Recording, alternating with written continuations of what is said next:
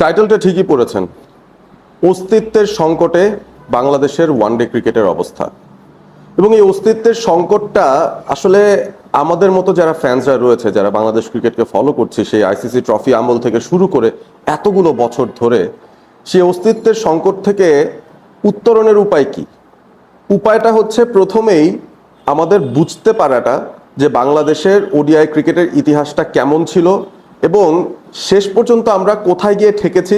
জেনেরিকভাবে cricket বিশ্বে যখন বাংলাদেশকে মেনশন করা হয় তখন আসলে বাংলাদেশকে কোন ধরনের একটা দল হিসেবে মেনশন করা হয়। এখন তো এআই এর যুগ। আমি চ্যাট জিপিটিকে এই সিম্পল কোয়েশ্চেনটা করেছিলাম যে বাংলাদেশের ওডিআই ক্রিকেটের অস্তিত্বটা কি বা আইডেন্টিটিটা কি। সেখানে কিন্তু খুব সিম্পলি কিছু ব্যাপার উঠে এসেছে।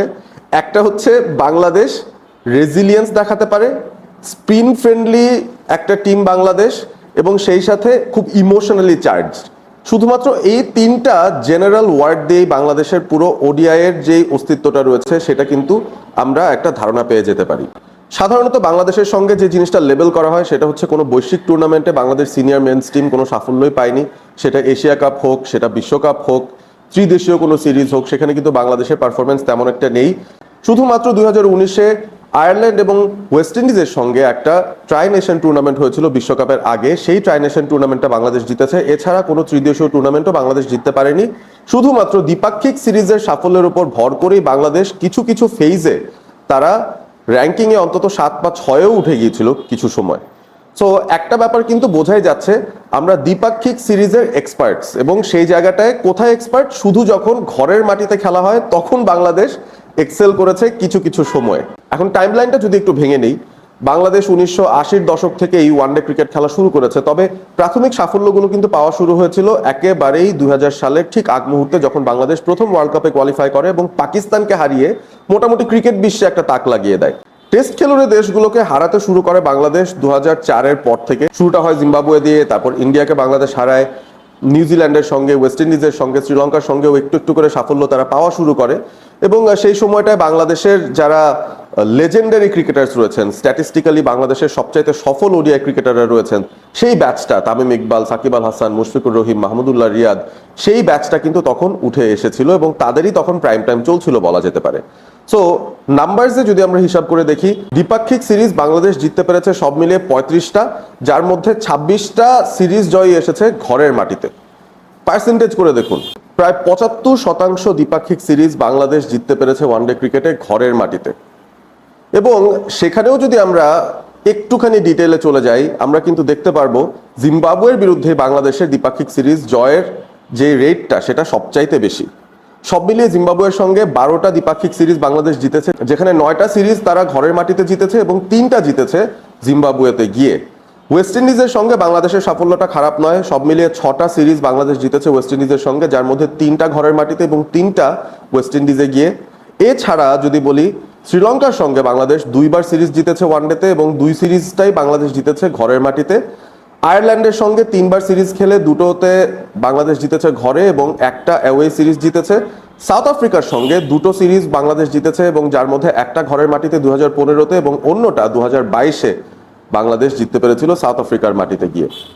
পাকিস্তানের সঙ্গে একটা সিরিজ জিতেছে বাংলাদেশ, সেটাও ঘরের মাটিতে 2015-তে। ইন্ডিয়ার সঙ্গে 2বার সিরিজ জিতেছে 2015 এবং 2022-এ, সেই দুটোও জিতেছে তারা ঘরের মাটিতে।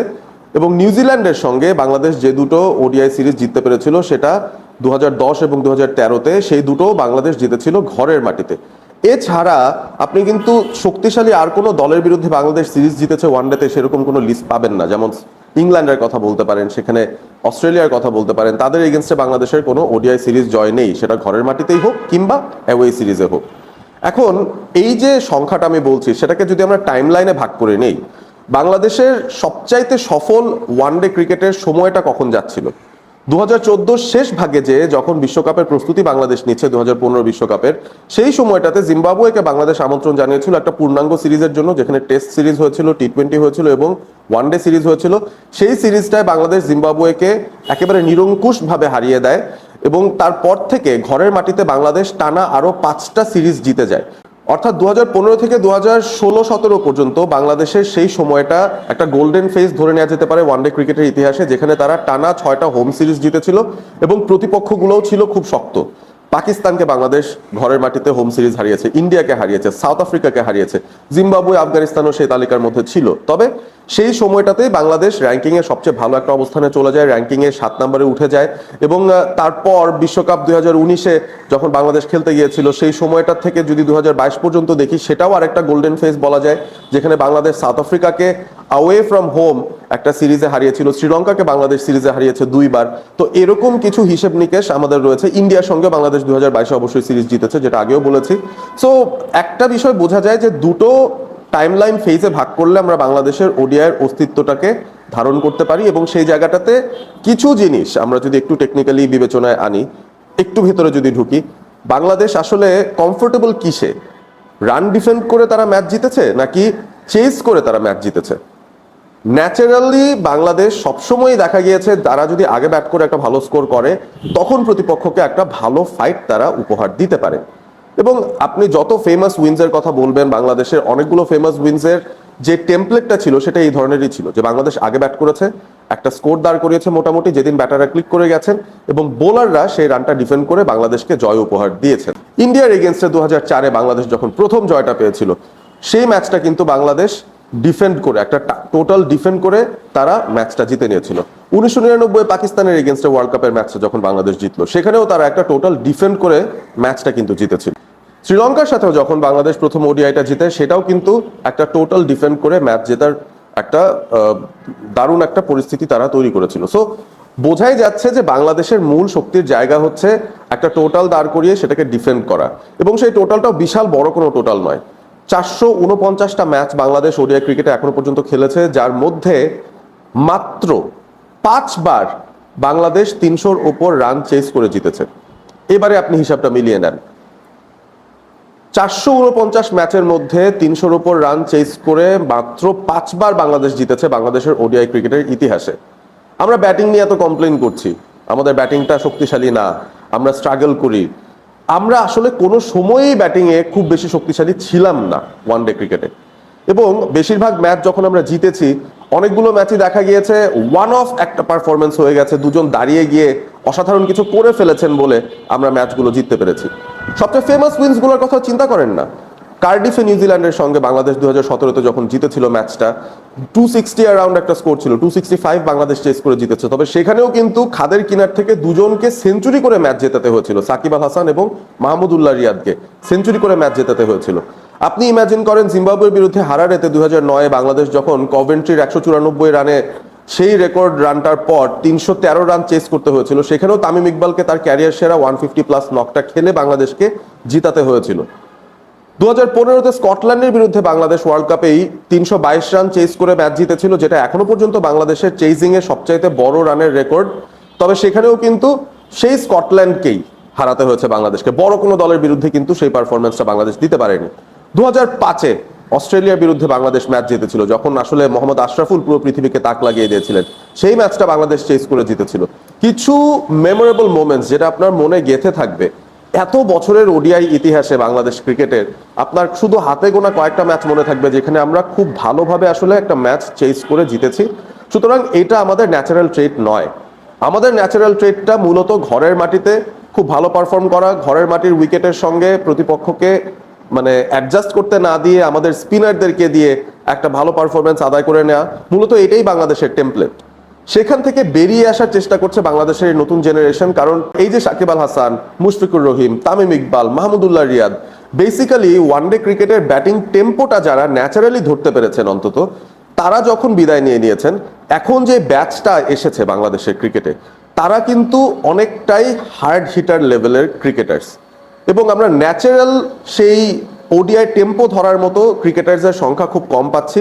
টি-20-র যুগে এসে এখন বাংলাদেশের ব্যাটাররা হোক, পুরো পৃথিবীতেই ব্যাপারটা এমনভাবে ছড়িয়ে গেছে, সবাই বিগ হিটিংয়ে পারদর্শী, এবং সেটাকেই স্ট্রেংথ হিসেবে ব্যবহার করে সবগুলো দল কিন্তু নিজেদের ওডিআই স্কোয়াডগুলো গুছিয়ে নিচ্ছে।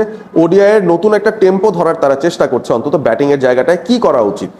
সো এই জায়গাটাতে বাংলাদেশ সবচাইতে বড় ক্রাইসিসে ভুগছে, এবং বাংলাদেশের ওভারঅল যেই আইডেন্টিটিটা রয়েছে, যেটা বলছিলাম যে একটা স্পিন ফ্রেন্ডলি অ্যাটাক বাংলাদেশের হয়, ঘরের মাটিতে বাংলাদেশ জেতে, এবং একটা রেজিলিয়েন্স থাকে, একটা ইমোশনাল ফ্যাক্টর কাজ করে। অপোনেন্টটা যখন ইন্ডিয়া পাকিস্তান হয়, শ্রীলঙ্কা হয়, তখন কিন্তু আলাদা রকম একটা ইমোশন কাজ করে। তো সেই জায়গাগুলোকেই বাংলাদেশ এখনো পর্যন্ত ব্যবহার করে আসছে। এবং এখন সবচেয়ে বড় যে ক্রাইসিসটা হয়েছে সেই আইডেন্টিটির ভেতরে, সেটা হচ্ছে এই যে ওডিআই এর টেম্পো ধরা ব্যাটার হিসেবে, সেই টেম্পোটা ধরার প্লেয়ারদের সংখ্যা এখন অনেক কম। সবাই এখন বিগ হিট খেলতে অভ্যস্ত, সবাই এখন দুটো গিয়ারে ব্যাটিং করতে অভ্যস্ত। গিয়ার নাম্বার 1 হচ্ছে ঠেকিয়ে দেব, গিয়ার নাম্বার 2 হচ্ছে 4-6 মারবো। এই যে মাঝখানের ওভারগুলোতে সিঙ্গেল নিয়ে একটু একটু করে ইনিংসটা বিল্ড করা, একটু একটু করে সেই টার্গেটের কাছাকাছি চলে যাওয়া, একটা সময়ের ভেতরে কিভাবে স্ট্র্যাটেজাইজ করে 4-5 করে রান তুলতে থাকা, সেই ব্যাপারটা কিন্তু এখন অনেকটাই মিসিং আছে এখনকার এই জেনারেশনের ক্রিকেটারদের মধ্যে। এখন তাদেরকে আইদার দুটোর একটা কাজ তো করতে হবে। আইদার ওডিআই ক্রিকেটে বাংলাদেশে গতানুগতিক যে টেম্পোটা আছে সেটা যদি তারা ধরতে চায়, সেই ক্ষেত্রে একটুখানি তাদের খেলায় অ্যাডজাস্টমেন্ট নিয়ে আসতে হবে, এবং সেখানে ডেফিনেটলি কোচিং প্যানেলের একটা রোল থাকবে। সেখানে ডোমেস্টিক ক্রিকেটে কোন ধরনের উইকেটে কিভাবে খেলাটা হচ্ছে সেখানেও একটা ইম্প্যাক্ট থাকতে পারে, এবং সেই সাথে প্লেয়ারদেরও একটা অ্যাডজাস্টমেন্টের ব্যাপার থাকবে যে তারা আসলে কিভাবে এই টেম্পোটা ধরে এই অ্যাডজাস্টমেন্টটা কিভাবে করতে পারেন। এছাড়া কিন্তু নতুন একটা ব্র্যান্ডে বাংলাদেশকে শিফট করতে হবে। যদি আমরা সেই টেম্পোটা না ধরতে পারি, যদি আমরা সাকিব, মাহমুদুল্লাহ, তামিম ইকবাল, মুশফিকুর রহিমদের যে ওডিআই টেম্পোটা ছিল, যেটা ধরে বাংলাদেশ তাদের ওডিআই ইতিহাসের সেরা সাফল্যগুলো অন্তত ঘরের মাটিতে দ্বিপাক্ষিক সিরিজগুলোতে পেয়েছে, সেই সাফল্যটা যদি রেপ্লিকেটও করতে চাই, তাহলেও তাদের ক্যালিবারের ওডিআই টেম্পো ধরার মতো ব্যাটার্স আমাদের মিডল অর্ডারে প্রয়োজন হবে। আপনি দেখেন না, নামগুলো মেনশন করছি কি, মুশফিকুর রহিম, সাকিব আল হাসান, মাহমুদুল্লাহ রিয়াদ, তামিম ইকবাল। তামিম ওপেনার বাদ দিয়ে বাকি তিনজনই কিন্তু মিডল অর্ডারের স্তম্ভ ছিলেন বাংলাদেশের মোটামুটি 15 বছর ধরে। এই ক্রাইসিসটা বাংলাদেশ কিভাবে উতরে যাবে সেটা একটা খুব ইন্টারেস্টিং বিষয় হবে সামনের দিকে। কারণ আমাদেরকে আইদার ওই ধরনের ক্রিকেটারদের গ্রুম করে নিয়ে আসতে হবে ডোমেস্টিক ক্রিকেট থেকে, বা খুঁজে বের করতে হবে যারা এই ওডিআই টেম্পোর সাথে ধাতস্থ আছেন, যাদের মধ্যে এই ব্যাপারটা ন্যাচারালি আছে। আর নাইলে আমাদের টোটালি একটা শিফট অফ ব্র্যান্ডে যেতে হবে, যেটা ইংল্যান্ড অনেক সময় করার চেষ্টা করে, যে তারা টি-20 স্টাইলেই পুরো ওডিআই ম্যাচটা খেলে যায়। তারা কিন্তু কোনোভাবে উইকেট পড়ে যাবে, মোমেন্টাম হারাবো সেরকম চিন্তার মধ্যেই থাকে না। তারা মারতে থাকে এবং তাদের ব্যাটাররাও সেই ধরনের স্কিল আয়ত্ত করেছেন যাতে করে তারা ওই ধরনের ক্রিকেটটা খেলেই অন্তত সাফল্য পেয়ে যেতে পারে। সো একটা ব্যাপার আমাদের একেবারে নিশ্চিত করে বলতে হবে, আইডেন্টিটি ক্রাইসিসটা কোন জায়গায় আছে সেটা আইডেন্টিফাই করা, বের করা, এবং আমরা আসলে কোন ব্র্যান্ড অফ ক্রিকেটটা খেলতে চাই। আমরা কি আমাদের যে শক্তির জায়গাটা ছিল স্পিন, আমাদের ঘরের মাটিতে নিজেদেরকে শক্তভাবে ধরে রাখা, সেই বিষয়গুলোতে আমরা স্টিক করব, নাকি আমরা নতুন একটা ব্র্যান্ড অফ ক্রিকেটের দিকে এগিয়ে যাব যেখানে আমাদের ব্যাটাররা একটা ধুমধুমার ব্যাটিং করেই কিভাবে 50 ওভার টিকে বড় রান করে ফেলা যায় মোমেন্টাম না হারিয়ে, সেই দিকে এগিয়ে যাবেন। এই বিষয়গুলো কিন্তু আসলেই মাথায় রেখে আমাদের সামনে এগিয়ে যেতে হবে, এছাড়া তেমন কোনো উপায় কিন্তু দেখছি না। এবং যারা এই মুহূর্তে ডিসইন্টারেস্টেড হচ্ছেন বাংলাদেশের ক্রিকেট নিয়ে, বলছেন যে ক্রিকেটটা আমাদের পড়ে গেছে, আপনারাও একটু চিন্তা করে দেখেন না আমাদের ওডিআই ক্রিকেটের সাফল্যটা আসলে কতটুকু, আমরা আসলে কি ধরনের টিম। আমরা তো আসলে বড় রান স্কোর করা কিংবা বড় রান চেস করার মতো কোনো টিম কোনো সময় ছিলাম না, ওই আমাদের পিক টাইমেও আমরা কোনো সময় ছিলাম না। সুতরাং আমাদের আইডেন্টিটির ব্যাপারে আমাদেরই একটা সঠিক ধারণা থাকা লাগবে যে আমরা কোথায় শক্তিশালী, কোথায় আমরা ভালো করি। শ্রীলঙ্কার মাটিতে, তাদের ঘরের মাটিতে, যেখানে আমরা কোনোদিনই কোনো সিরিজ জিততে পারি নাই, সেখানে একটা সিরিজ 2-1 হেরে আসার পর এতটা মন খারাপ আমাদের, সেরকম ভাবে ভাবলে কিন্তু হবে না। এই টিমটা একটা ট্রানজিশনে আছে এবং এই ওডিআই টিমটা একটা আইডেন্টিটি ক্রাইসিসে ভুগছে। এই আইডেন্টিটি ক্রাইসিস থেকে বের হতে হলে একটা নতুন ব্র্যান্ড অফ ক্রিকেটে আমাদের শিফট করতে হবে। আর না হলে আমাদের প্রিভিয়াস জেনারেশনের যে ক্রিকেটাররা ছিলেন, মুশফিকুর, মাহমুদুল্লাহ, তামিম ইকবাল, সাকিব আল হাসান, সেই ধরনের ওডিআই টেম্পো ধরার মতো ব্যাটারদের আমাদের উঠিয়ে এনে এই ওয়ানডে টিমটায় ইনসার্ট করতে হবে এবং সেভাবে করে আমাদের সাফল্যের চেষ্টাটা করে যেতে হবে সামনের দিকে। আপনাদের কি মতামত সেটা জানিয়ে দিতে পারেন কমেন্ট করে। ভিডিওটি ভালো লাগলে অবশ্যই লাইক করবেন এবং সেই সাথে সাবস্ক্রাইব করবেন অল স্পোর্ট এবিপি চ্যানেলটি। ভালো থাকবেন সবাই।